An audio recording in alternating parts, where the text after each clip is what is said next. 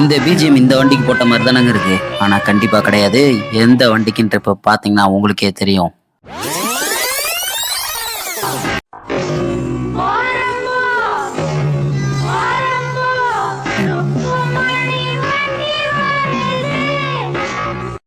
இப்போ பார்த்துருந்தீங்கன்னா உங்களுக்கே தெரியும். ஒரு எஃப்சி முடிஞ்சு போன வண்டி, வண்டியில பாதி வயரிங் இல்லாத வண்டிய தள்ளிட்டு போறது எந்த வண்டின்னு பார்த்தீங்கன்னா தெரியும். ஓல்ட் இஸ் கோல்டுன்னு சொல்லுவாங்கல்ல, அது கண்டிப்பா கரெக்ட்டா இதுக்கு தாங்க பொருந்தும். புத்தம் புது வண்டி உங்களுக்காக பார்த்தீங்கன்னா தெரியும். தள்ளுற நிலைமை தாங்க இன்னைக்கு ஊருக்குள்ள பாதி இருக்கு. BS6 வண்டிய ஓட்டுறத விட ஊருக்குள்ள BS6 வண்டிய தள்ளிட்டு போறதுக்கு தான் ஆள் தேவையாம். ஸோ டோயிங் சர்வீஸ் கம்பெனி ஆரம்பிக்கலான்னு இருக்கேன். இந்த நிலைமையெல்லாம் பார்த்தா பின்னாடி காலத்துல பிச்சுக்கிட்டு போகும் போல. ஏன்னு பார்த்தீங்கன்னா, அந்த புத்தம் புது வண்டி இந்த ஃபுட் ரெஸ்ட் பெயிண்ட் கூட தேவையில்ல. இந்த வண்டி கம்ப்ளைண்ட் ஆயிப்போச்சு. BS6 ஸ்கூட்டி பெப்பு இந்த எத்தனாயிரம் கிலோமீட்டர் ஓடி இருக்குன்னு வாயால சொல்ல விரும்பல. அதை நீங்களே பார்த்துக்கோங்க. வண்டியில என்ன கம்ப்ளைண்ட் எதுக்கு நம்மகிட்ட வந்துச்சு. ஸோ அதுதான் இந்த வண்டியை சில மாசங்கள் மட்டுமே நிப்பாட்டி போட்டிருந்தாங்க.